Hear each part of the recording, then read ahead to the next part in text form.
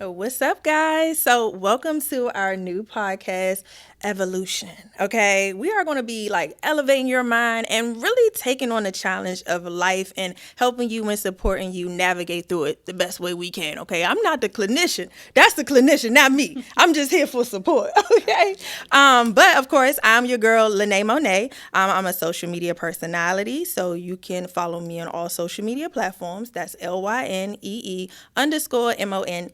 And I'm here with my girl.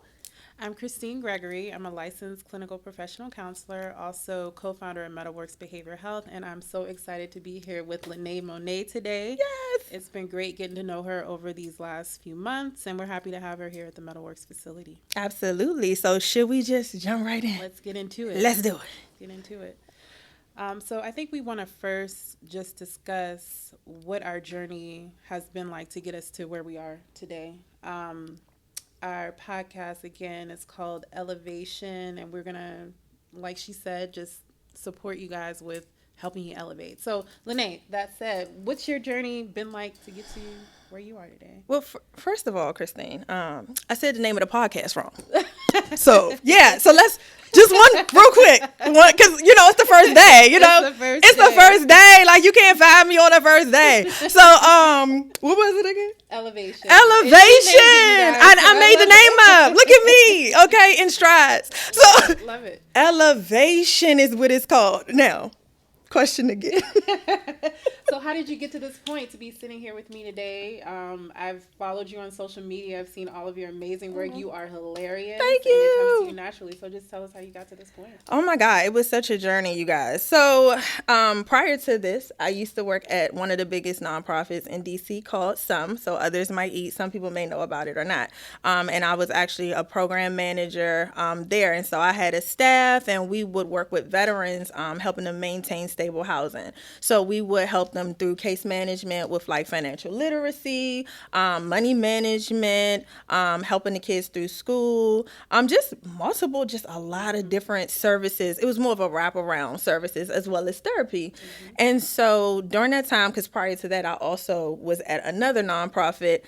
During that time, I was doing comedy, and I was really talking about my job. God, I could have got fired. Why didn't I think that more out? I don't know, but I was living on the edge. Right. So I was really talking about my job prior to that one, prior to Some, and how I just didn't like being there, and like I was just making it funny, and people was engaging with the content because a lot of people can relate to like not liking their job Yes. more so than actually liking their job, and it just took off from there. Wow. And I quit my job last year in Wow, June. congratulations. Thank you so much. Yeah. It's only been a year, Wow. and like my life has done a 360. Like Wow.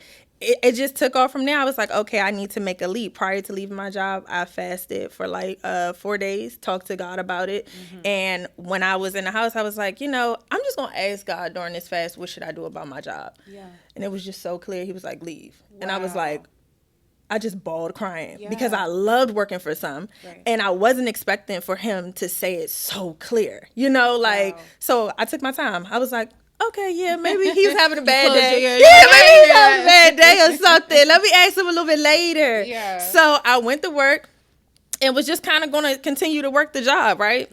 So that was Monday. Ain't nothing happened. Tuesday, Wednesday, my director calls me and he's like, I want to offer you a director position. 6 figures Woo. on the table. Wow. You gonna take it? Uh-huh. I had to say, I'm gonna have to think about it. Wow. I went back to God. He ain't say nothing. God ain't say nothing because he already told me what to do. So it was about being obedient in that moment. Because what he said is, you could stay here. I'll make it comfortable for you to stay here. Right. But you heard what I said. And I was like, okay, I'm gonna leave. Let him use you. And I left. And in the first 2-3 months, I made the money that he offered me on Look the at table. that.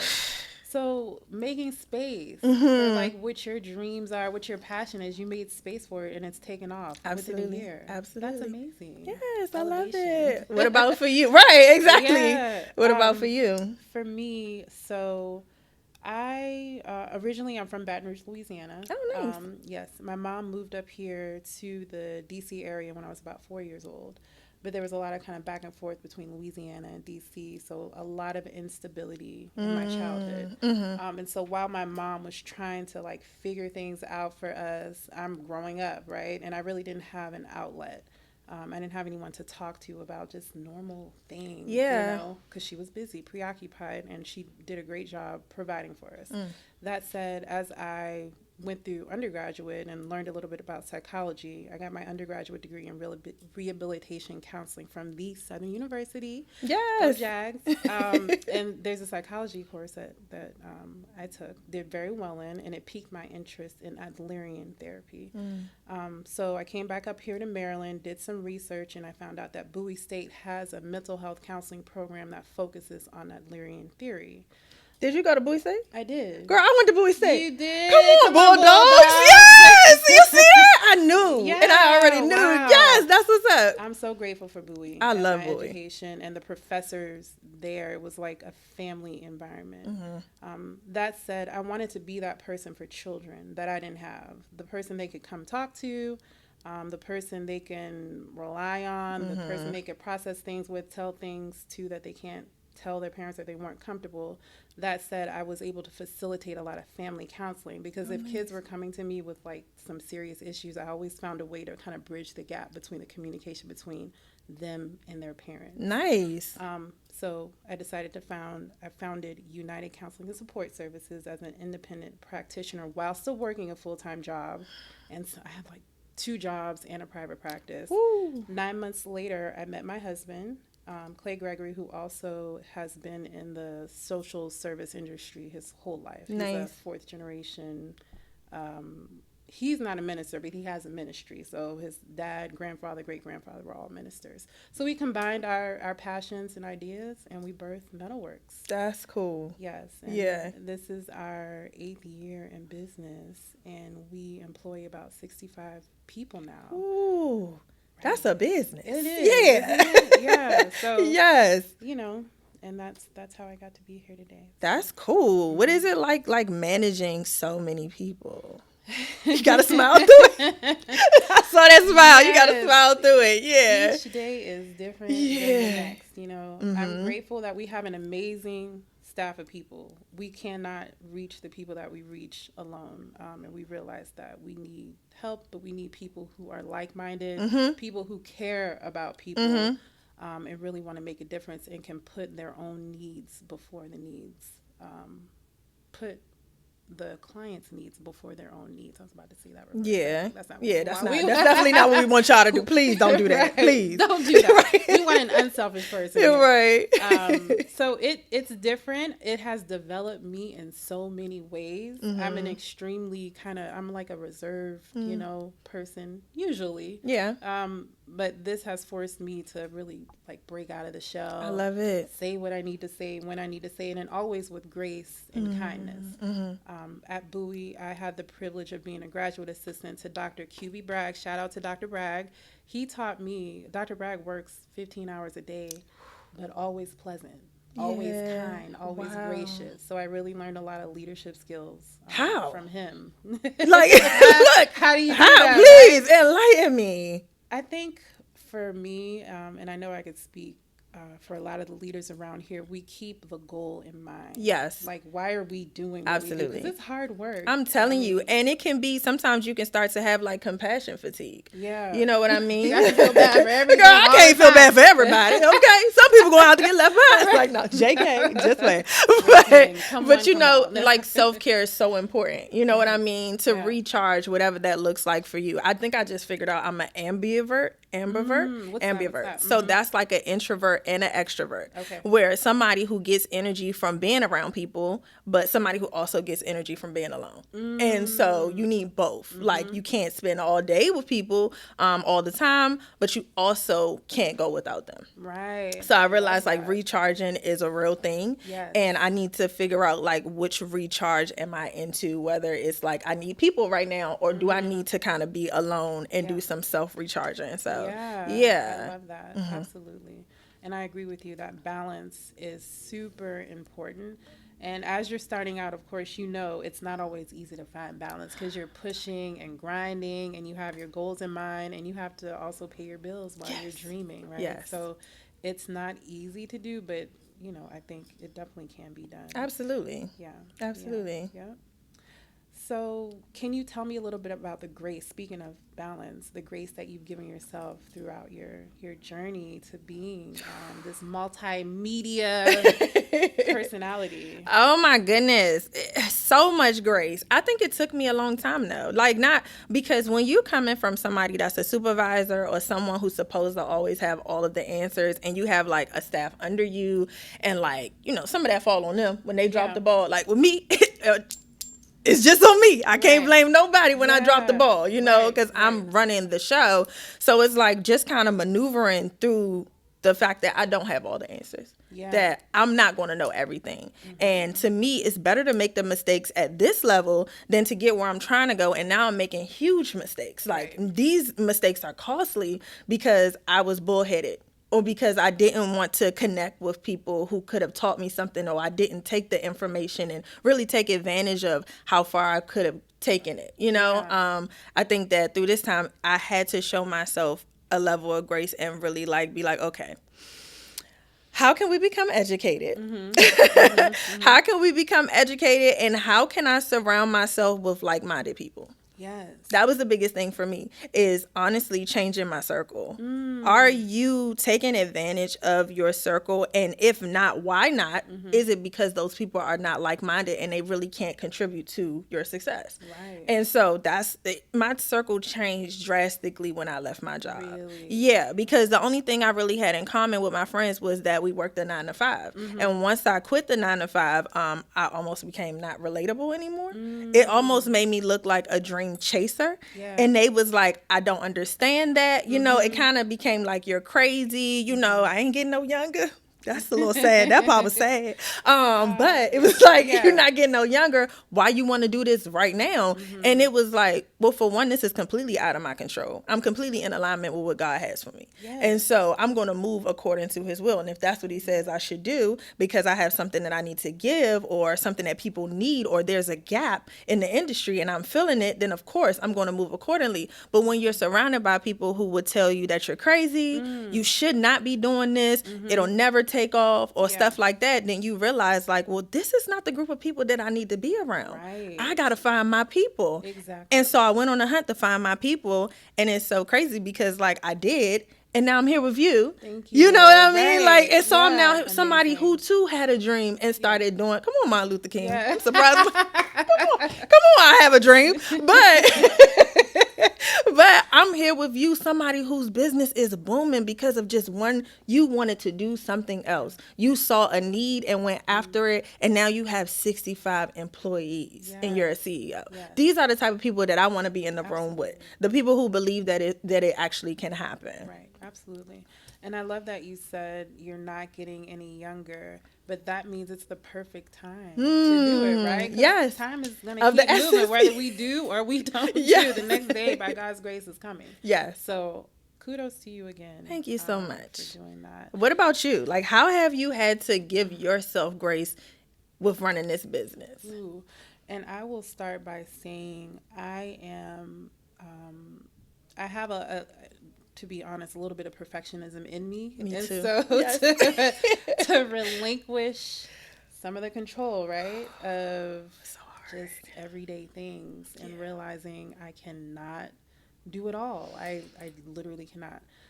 It has been a process, and I want to hear about that from you. It's been a process, and I've had to really coach myself up on not being so hard on myself and realizing I can't get to every call and every email. I can get to it, but it may not be today. It may be tomorrow. Yeah. And that's okay. And just trusting the people we have put in place to carry out their duties with our support. support. So it's Yeah. been a process. So talk to me. So right now it's you. When I asked Yeah. you earlier, like who's doing the shooting, who's doing the posting, and I heard you're doing It's everything. literally me. I mean, I do every single thing from the writing. Like, I'm an amazing writer. I love to write. But when you're creative, when you write to that level, you don't really sleep.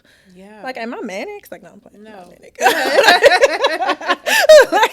But writing, of course, and then editing, and of course, acting, and of course, like, putting it all together and being on a schedule and then talking to brands and doing, you just kind of find yourself finding yourself, like Yeah. doing all of those things by yourself on this wheel of making it happen. But then you reach a certain level of success and you're like, I need help, Yes. right? But you're so used, because I've been doing this for 6 years. You're so used to doing this all by yourself that relinquishing all Yeah. is so difficult. Right. Like, I want the help, but like, I don't know how to take the help. Yeah. You know what I mean? Yeah. Because I am so scared that somebody's not going to do it right, Right. or it's going to be messed up, or it's going to look different from my other content, or somebody's going to notice. And like, trusting, first of all, knowing that somebody else is an expert. You know what I mean? I am an expert in this as well, but there are other people who can help you who are also experts who can do the job, trusting that they can do the job. And I think just the challenge in finding the comfort in that is so hard. And can I add something to that? Even if you do hire someone and let's say they make a mistake, right? Yeah. What I've learned is most people are coachable. They can learn to do it the way that you want it done. And it might take you 1, 2, 3, 4, a few times to get them there. Right. But if they see your vision and you can tell they're like a good-hearted person and they're putting the effort forth, it's worth just kind of investing in the coaching and saying, hey, that's not exactly what I was looking for. Let's try it this way next time. But it is a trial and error kind of thing. I'll be honest with you. It's a trial and error. We've done a really good job of retaining staff. One thing we do, we invest in our staff. So it's not just what Clay and I want and what we think. And what's your goal and your vision and your dream? And how can we support you in that as we're working together to help the community? So I want you, because my issue in the beginning was, you know what? Not right. Yeah. Not the right way to be, right? Okay. You got to give people grace. The same grace that we want to give for ourselves, we have to extend that to others and know that people are coachable. I love that. Yeah. And I needed to hear that, because I think I'm in a very pivotal point in my life where like I can't no more. Opportunities are pulling me in other directions. And the last thing I want to do is be someone who wasn't able to take an opportunity or do something because I couldn't relinquish control. Right. Because I wouldn't allow somebody to step in and help me. So now, instead of getting maybe a TV offer, I'm here answering emails and sitting behind a desk trying to get on phone calls or do content, because I wouldn't allow somebody to edit, do my emails, reach out to the companies for me, because that takes up a large part of my time. You know what I mean? So I needed to hear that. And look what happened the last time you did it, right? Yeah. You left your full-time job and now you're blooming. So it's just taking those incremental steps to allow more space for more amazing things that's to come. I wanted to talk a little bit about the felt minus. Nice. And so I know that we've in these last few weeks have been talking about just that Lyrian theory. It's something that we practice here at Mettle Works. And the felt minus, we actually have a video that we want to play that demonstrates kind of the beginning of that felt minus for someone, and then we can discuss what we see and what our thoughts are. Get your ass off that motherfucking couch! The fuck is wrong with you? Have you lost your motherfucking black ass mind? Get your ass off that motherfucking couch! The fuck is wrong with you? Poor baby. So, Lene, what's your initial reaction to the video? I kind of want to fight the Mavis. Like, no, a little bit, right? No, I'm not playing, but I'm playing. Well, me in the front, I don't care. Right, exactly. I'm kind of feeling like the mother, but just to watch the baby's face. I mean, I watch her be so happy, so proud of herself, and then like literally get cussed out, and she looks so scared. Right. Like, now that has created a fear of her mom and of making a mistake. That's what I felt like I saw. Absolutely. And I think that's a perfect way to say it. As you can see in the video, well, you guys may not be able to see the child's face. We have to blur it out for privacy reasons. But she looked super proud of herself as she was climbing on the sofa, right? Like she had accomplished something. And as soon as her mother saw that, she cursed her out, yelled at her, and you could see the little girl's dreams, in a sense, were crushed. Right? Yeah. And so that is an example of a creation of a felt minus. So someone who has had this as an early, we call them early recollections, which are our earliest childhood memories, that's something most likely that's going to stick out for this person as she goes through life that will create negative, probably self-talk. It's a way of learning negative behaviors, yelling, cursing, and then of course emotional hoarding, which means she'll probably be holding on to some negative feelings around that memory. But you can see how just having that experience can create what we call a felt minus. Yeah, which is a feeling of inferiority, not being good enough. There's a wide range of feelings that go into the felt minus. I'm not, thin enough. I'm too big. I'm looking cross-eyed. I just inadequacy all the way around, and we all struggle with those things. Do you feel like it's pushed on by society? Do you feel like this is something that's mostly pushed on by society, or? I think it starts at home, though, right? Because, and you brought this up last week, if you don't have a strong foundation in the house. So true. Right? And then on top of that, you're getting these messages from media. It makes it that much worse. You feel even worse about yourself. But this kid, your mama's yelling at you in your home. Right. Somebody you trust, like that you think is supposed to be there to protect you and teach you and things like that. I can only imagine what was going through her little body. She's so small. She don't understand how the world works yet. Like, she's looking to her mom for guidance, and that's the direction you point her in. That's kind of crazy. Exactly right. Yeah. Exactly right. And so imagine for the young lady, and this probably isn't like the first instance or the last that the young girl's been yelled at. What type of mother is she going to be? Some push away from the things they've been raised under, and others go towards it. So everyone you got a path, you got a choice. Yeah. You can go right, left.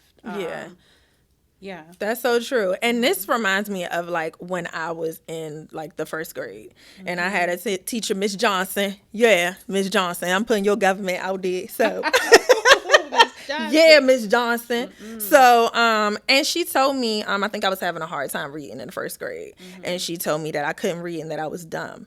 And so I carried that through elementary school the entire time. Like, I would not read out loud. And when you in elementary school, they go in the circle and you're supposed to read out loud. And I just would not do it because I always would hear her voice in the back of my head. Like, everybody's going to think you're dumb. You can't read. Like, you can't read. And it would just like replay over and over and over again. And my mother had to figure out like, what is wrong? Like, what's you okay? And I finally told her, and I won't tell you what happened when she found out. I know she did. I won't tell you what happened when she found out. But let's just say that was never a problem again. But at that point, the damage had kind of already been done. Right. You know what I mean? Like, she had told me that at such a young age. That was somebody I trusted. She was my teacher. I was there majority of the time with her, because when you think about it, your kids are in school a huge chunk of the day. So teachers play a huge role in what they believe about themselves. Right. And so by the time I hit, I think maybe like the 6th, 7th grade, it was already embedded into like who I was or who I thought I was. Right. Yeah. Right. Incredible. And I want people to know the impact that they have on children. Right. And this is why I decided to do what I'm doing. Adults we're big people and kids are little people and they're learning, right? So we have to have patience with them and we have to encourage them, right? Don't tell them what they cannot do. You can do. Yes. Can you talk to me a little bit about how you were able to use that felt minus and turn it into a plus, essentially? So I think it really took some time. I will say that I still struggled. So there was steps to this, right? Yeah. There was a time in elementary school where I wouldn't read at all, right? Then I got to middle school and it was like, all right, I count the people in the room, and then I would count the paragraph that I know I would have to read. Oh yeah. And I would read it like I'm paragraph 5 6, times. So you're practicing as they're Right, exactly. Before they get, so I don't know nothing about the story because the whole time we going through the story, I'm just reading this one paragraph like to make sure I don't mess up. Right. So that lasted for like 7th, 8th grade, and then high school, it was kind of on me. So I did a lot of alone reading. I did all my homework on my own. It wasn't mandatory for me to have to read out loud or like 2 people. But once I got to college and I had to do presentations and things like that, you know, because you can't avoid that in college. know. You want the A or not. Right. Because if you don't get up there and do the presentation, then you know what I mean, you don't get the credit. So I say in high school, when I realized my own independence and my own capabilities and me doing it on my own and then going to college and having to do these assignments and not really having no choice, that really brought me out of it. But I think just my own self-determination of knowing that if I wanted more out of life, I was going to have to get past this hurdle. And I'm not a little girl. Yes, I love it. Yes, perfect. That was perfect. Yeah. So yeah, like just the own self-determination of wanting more. So I know I'm going to have to do more, and I'm very self-determined. So like I want more out of life, and that really pushed me forward to be able to be like, look, we got to get past this. You're not a little girl no more. You ain't in the 1st grade. Like you got to get over this. Okay, we are grown women. We got to do what we got to do, and I think that is determination. Amazing.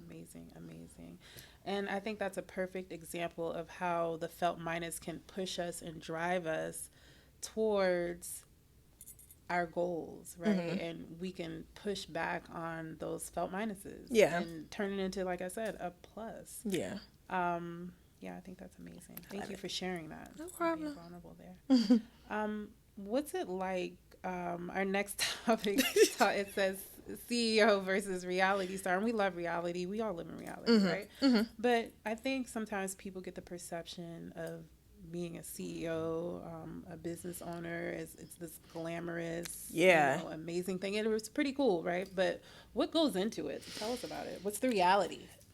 The reality is that it's hard work. You don't get to pick out the person you see and say, I can do that job. Because you have no clue what it took for them to get in that position. Right. And so that's the biggest thing for me is like, even when you get criticized, you know, I do comedy, I do wig reviews, I do food reviews. I'm really big on social media. Now I'm doing podcasts. And so you can't expect to always have positive comments. But the comments that really get me is the ones that's like, I could do that. Anybody could have did that. And it's like, can you? No, for real. Can you fix it? No, let me see. I'm concerned because like, I just don't think you can. You have no clue. And they can't do it like you can. Absolutely way, right? not. Because building a following or getting people to trust you to follow you. You know what I mean? Because we're talking about you too as having a business. You got people who trust that you're going to lead them in the right direction to help other people. Right. I have people who believe that I'm going to put content out that's funny, that's engaging, and that it's going to attract people enough to want to stay, continue to come back and comment and then support me if I ask for whatever I ask for. Maybe I need support in something. Hey, can you tag Tyler Perry? You know what I mean? You have this huge following. It's like, I think you should. You know what I mean? Right. But that takes a certain level of characteristics. Yes. It's not just hopping in front of a camera and talking because anybody can do that. Right. Anybody can do that, but is it enough? You know what I'm saying? Yes. And so that's just like the biggest thing for me is not knowing the time and dedication that goes behind the work because it took you, how many years do you think it took you to get to this point? You don't have to tell us the truth. Don't let them do the math. No, it's okay. It's cool. So school alone was like a 7-year process after high school, right? 7 years.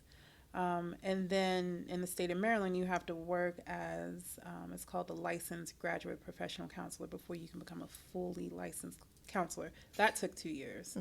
And we've been in business for 8 years. So that's a long time. It's a long time. So imagine somebody. Like 20 years at this point. 20 years. Like, so imagine after 20 years, somebody coming to you and like, I can do what you do. Right. Yeah. And I want to say,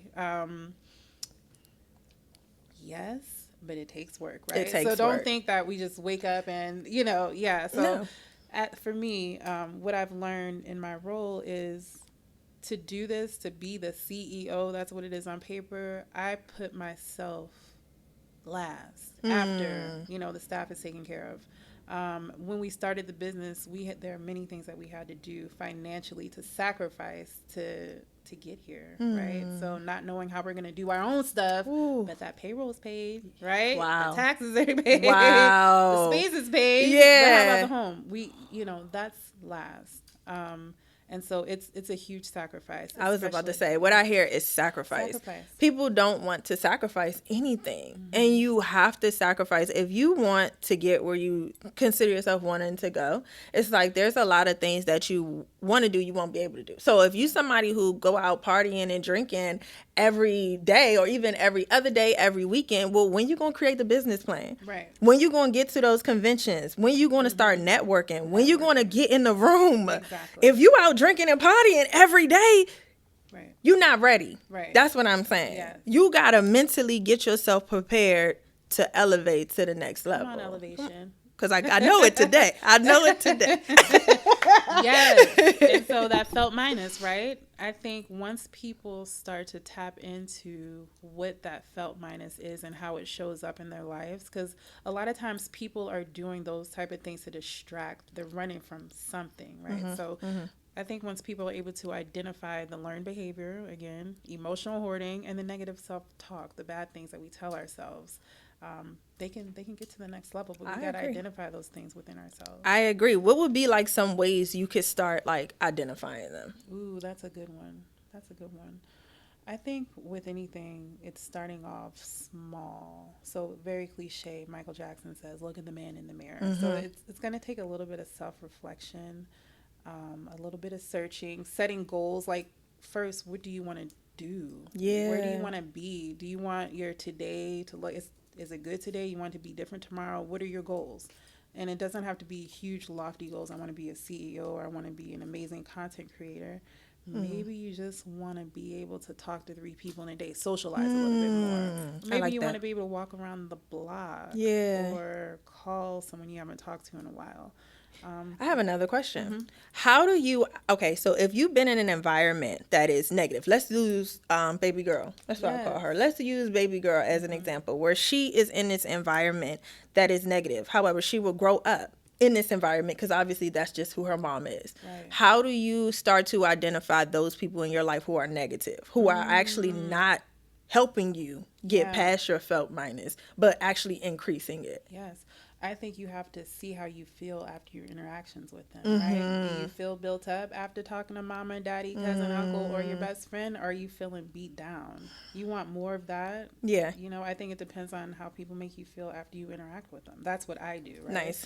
So for me, I've gotten really good at just creating boundaries and keeping my circle really tight. Because I'm in a really kind of vulnerable position, right? And now we're doing podcasts, so people are going to know more and more about us. I have to be really careful about the energy I allow in my space because I'm interacting with so many people, and I want those interactions to be good, positive, and for people to really get to know who I am. And I don't want any negative influences or like naysayers or people who just aren't rooting for us. So really true. Absolutely. So I think, and I can pick up on those things. It doesn't take me long. It's like, I know. Yeah, right. So it just, my thing is, how do you feel after you've had a talk with someone or you've interacted with them or even the way someone greets you? Yeah. And I think that's awesome. And I really asked that question because I know a lot of people grew up in environments like that. And sometimes it's really hard to identify when the bully is in the house. You know what I mean? Like you don't know because you don't know because you are numb to it. Sometimes we get so numb to trauma and pain that we can't identify that this is doing more damage. Right. You know, the longer you stay in that situation, the longer you deal with that or just allow it, then you actually doing more damage than good. Absolutely. So 100%.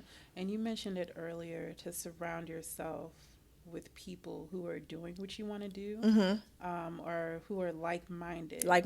Right. And so some of the people in our house are not, and they were not, and that's okay, and we can still love them. But what do you want for yourself? Where do you want to be? You see somebody on TV or Instagram or just in the store that you might want to be like, align yourself with somebody like that, right? Easier said than done, I know, but there are ways to do that, and I suggest people just start off very small. Yeah, you know, I like that. I like that. Yeah. Yeah, we ain't talking about your big brother that's doing 20 years. We don't want to be like that, okay? We don't need to free that man. He did some damage. You pick somebody else, okay? Get somebody else to do it. Now, what's the next one? Okay, so that said, I want to talk about the 8 aspects of wellness. It's something that it's an Adlerian concept, which it's called life tasks in Adlerian theory. But SAMHSA calls it the 8 dimensions of wellness, which is pretty much the same thing. It's physical wellness, intellectual wellness, emotional wellness, spiritual, environmental, financial, occupational, and social wellness. And so at Metalworks, we believe that, you know, we want people to do their best in all areas, right? Absolutely. Easier said than done. For sure. It takes work for sure. But if one of the areas is really lacking, all of them typically are going to be impacted, and vice versa. If everything's going great, usually it translates into other areas of your life. So we encourage people really to try to keep balance in all areas. Which speaks to you? Which resonates with you out of the 8 aspects of wellness? Which one do you feel like really strong in? Like I do well? Social? Yeah. Social. Yeah. I am a very social person. You know what I mean? And I really keen myself on that, being able to be a chameleon. And I know when to talk, and I know when to be quiet and observe and just listen. Right. As I'm also down to take in information that I don't know. You know what I mean? Putting myself in places that cause me to have to be social. It's uncomfortable sometimes. Right. That's those steps though, right? Yeah. But putting myself out there is always the biggest thing, because I do have anxiety. You know what I mean? So even going into big environments with a lot of people can be a bit overwhelming for me, and can cause some social anxiety a little bit. I can start to overthink. But the fact that I even showed up and I just got in the room and I'm still talking. I may didn't talk to all 20 people that I wanted to talk to, but if I talk to 2, I still feel super accomplished. Exactly. Yeah. And those are the small steps I'm talking about. That's it. That's just taking that leap. Yeah. And talking to the 2. Yeah. You would be surprised how many people have social anxiety. Really? And they don't actually like say that, but like just pay attention a little bit when you go into big rooms. Just see kind of, you know, it's something I think more people than not struggle with. Yeah. The unfamiliar and unknown Yeah. element of going into spaces. I think that's the biggest thing for me, is just literally the unknown. It's like going into these places and you have your own expectations. You know what you want to happen, but like you don't have control of the outcome.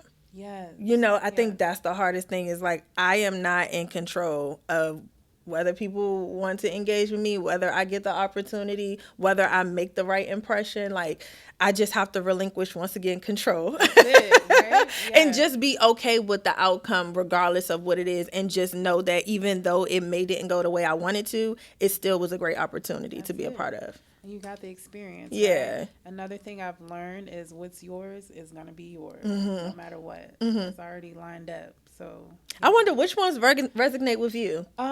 So for me, definitely the physical wellness. That is one way that I maintain balance in my life. I've got to, no matter what's going on here at the office, I have to leave in enough time to be able to exercise. Nice. That's the biggest. I need help. I Like, got you. I want to say, no, I really Let's need do help. it. Yeah. Body Yes. pump. Have you ever done body pump? Okay, we gotta go. Yes. You're gonna love it. I want to go. Like I want to work on that part, because I'm really good at like high energy and stuff like that, and eating. If y'all see my food page, y'all gonna be hungry. Oh my God. Y'all be like, she don't be eating healthy. Okay, be quiet. Just stay focused. I have a question about that, Louis. But outside of filming, and I actually do intermittent fasting, because I know somebody wants to know. How is she saying eat all that yummy intermittent stuff? fasting and drink lots of water, also lots of vegetables. So I have a healthy intake of really good foods. So when I do eat bad, it really doesn't even affect me like that, but I definitely can tell the difference. And I feel like doing the physical, going to the gym will help with that, because then it'll just burn all of that stuff up anyway. Absolutely. Yeah. Absolutely. What would you say is one of the 8 dimensions of wellness that you want to, there's an opportunity for development in? Definitely physical, because I definitely said that. Yeah. What is environmental? So it's really, it's literally, it could be For me, it means my kind of home environment, my work environment. It could be your neighborhood. It kind of differs from person to person, but primarily it's like home, right? Um, Emotional? hmm Give me something like, what is that? I feel like emotional might be one. Yeah. So it's your ability to really self regulate your emotions, right? No matter what's going on around you, Lene is steady in it, right? She's not super high, she's not super low, but she's steady I with think it. I've most recently got good with that. That would have Okay. been a problem, like, girl, not even that long ago, like 2 months ago. Like last week. Like, girl, like 2 months ago, for real. But I feel like I made a promise to myself that I would not allow other people's energy to get me off track. And Yeah. I just told myself, this is literally what I tell myself when I find somebody who has like energy that I don't really like, or maybe they're trying to project their energy onto me. So now everybody's having a bad day. I tell myself I don't have the capacity to take that on. Yeah. Like, and my body just That's rejects it. it. Like, it's Right. just like, okay, we don't have capacity. That's it. Like, I've learned how to be even. But there was a time where I was like up and down because I'm an empath. And when you're an empath, You feel it all. yes, Right? I mean all of it. And I know. just could not take that. It was so draining. I would leave people and feel like I need to go to sleep. Like, I just want to go home. I just want to, it was keeping me secluded and isolated because I just didn't want to take on other people's, Stuff. yes. Right. It was Yeah. weighing me down. Yeah, Okay. What yeah. Erica Badu say? Bag a lady. Yes. You know what I Yes, mean? Mama. Like, Yes. Jesus. So that I think I realized how to be even now and just telling myself, I don't have the capacity for that. I'm not taking it on. Nope. And I just don't. And it may come off as I don't care. And it's not that I don't care, but I just don't want to care that much. Right. Yeah. That it impacts you Yeah. and your emotional wellness, right? At Bowie, I had another great professor, Minnie, but Dr. Raymond taught us that after each session, because therapists, right? We're listening. Yeah. We're taking it on. You take your peruvial shower and just kind of wash off before going to the next thing.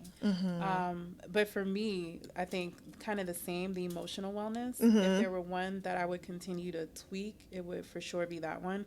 Just because in this role, there are so many things that come. Yes. Every day, Yes. all day, right? Yes. So I gotta learn. I learned from my husband. Be steady. Yeah. That's all good. We gonna get through it. Just because they said that doesn't mean this, right? So sometimes my mind will go from here to there. Yes. The end result. Yeah. And a lot of times, like, it Doesn't end work up like being that. No, Yeah. you gotta chill. So that's something I'm still managing. Again, dealing with so many different personalities and people every day, and like you, I'm an empath. I want to heal, help, and support as best I can. And The sometimes client where it drains me to like helping people, because my mom is also somebody, I'll share this, where my whole life I never lived alone.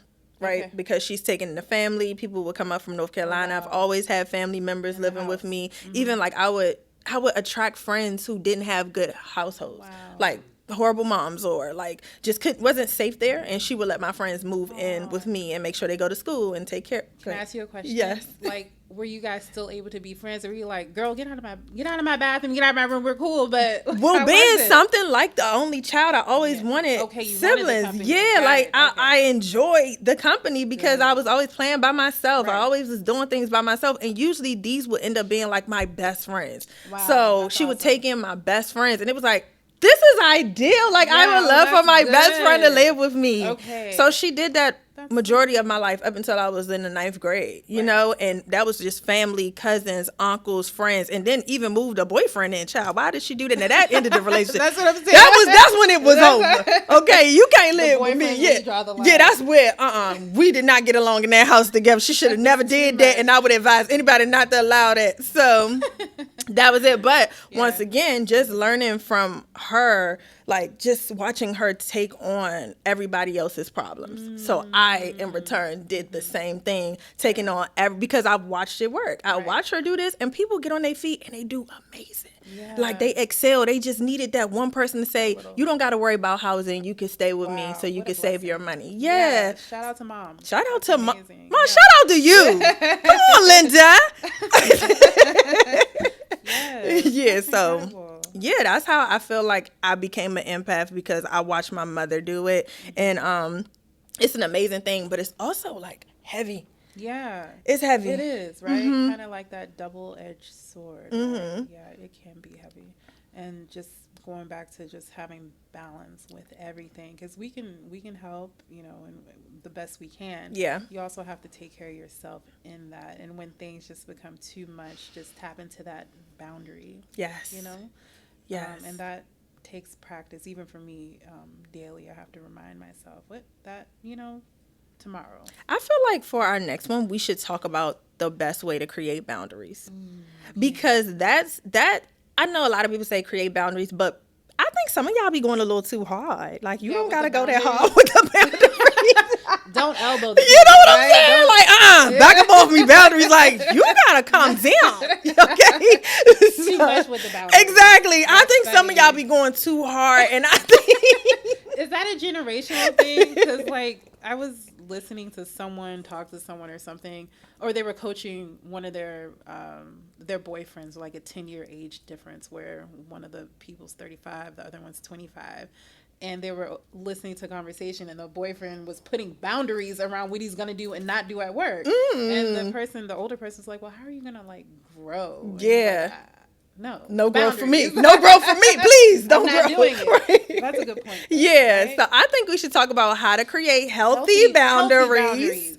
Yeah. Right? And teach you how to do it in a way where you could still be around these people. You can still have friends, but you still make sure that you're okay while doing so. Absolutely. Yeah. I totally agree. Healthy is the key word. Yes. Healthy boundaries. Absolutely. So Lene came up with a great idea that after each one of our podcasts, we are going to encourage you to work on one of the 8 aspects of wellnesses. The one that I think would be good for us just to start off would probably be around, let's call it emotional wellness, since it's the one that we're both kind of working on. Yes, right absolutely. now. And I want everyone to think about, what does the leap look like for you? What does it look like? And so I would encourage you guys just to write down a goal, maybe 2, of what that would look like. And the leap does not have to be quitting your job. Right. Please. If you ain't got no savings, right, don't do that. Don't quit your job. Please. But it could be, the leap could be something really simple. Like I said, it could be going for a walk around the block, taking a couple laps around the block. It could be talking to 3 people at a social event. It could be doing bedside Baptist on Sunday. Yes. Logging into church, applying for a new job, creating a budget, or thinking up the framework of a budget. I love that. Yeah. You gave some amazing. I can't top that. I don't know what else to say. Do what she said. Yeah. So what does the leap look like to you? That's awesome. I love that. Did we finish our first podcast episode? Yes, we did amazing. I'm so proud of us, y'all. Thank you so much for tuning in. We will be back next month. We will be okay? back. So I don't know if you got post notifications, but turn them on. Okay? We'll be back. We had a great time. It was amazing. Thank you, Lene. Yes, thank you.